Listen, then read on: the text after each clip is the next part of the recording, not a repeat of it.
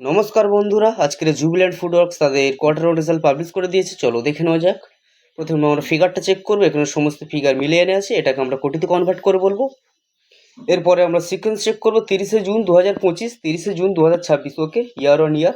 31শে March 2026, 30শে June 2026, okay quarter on quarter. চলো কোম্পানির রেভিনিউটা আমরা দেখে নিই। আগের কোয়ার্টারে ছিল 1679 কোটি, আগের বছরে ছিল 1692 কোটি এবং এই কোয়ার্টারে হয়েছে 1848 কোটি।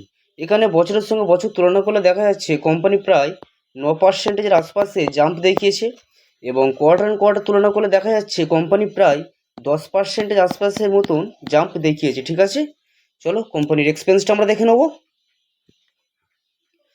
আগের কোয়ার্টারে ছিল 1617 কোটি, আগের বছরে ছিল 1607 কোটি এবং এই কোয়ার্টার হয়েছে 1760 কোটি। ঠিক আছে, আমার মনে হয় খরচা একটু বাড়িয়ে ফেলেছে। চলো কোম্পানির প্রফিটটা আমরা দেখে নিই।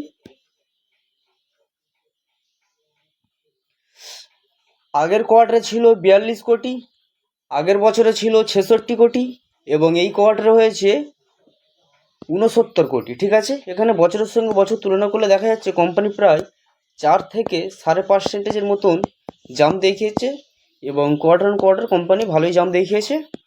চলো কোম্পানির ইপিএসটা আমরা দেখে নেব। আগের কোয়ার্টারে ছিল 64 পয়সা, আগের বছরে ছিল 1 টাকা 1 পয়সা এবং এই কোয়ার্টার হয়েছে 1 টাকা 5 পয়সা। ঠিক আছে, কোম্পানির রেজাল্ট আমরা মোটামুটি দেখে নিলাম। তো আমার মনে হয় কোম্পানি ঠিকঠাকই রেজাল্ট নিয়ে এসছে। তবে দেখা যাক মার্কেটে এই শেয়ারটির প্রতি কেমন রিয়াকশন দেখায়। যদি ভিডিওটি ভালো লাগে তাহলে অবশ্যই লাইক করবেন এবং আরও আপডেট পেতে আমাদের সঙ্গে থাকবেন। ধন্যবাদ।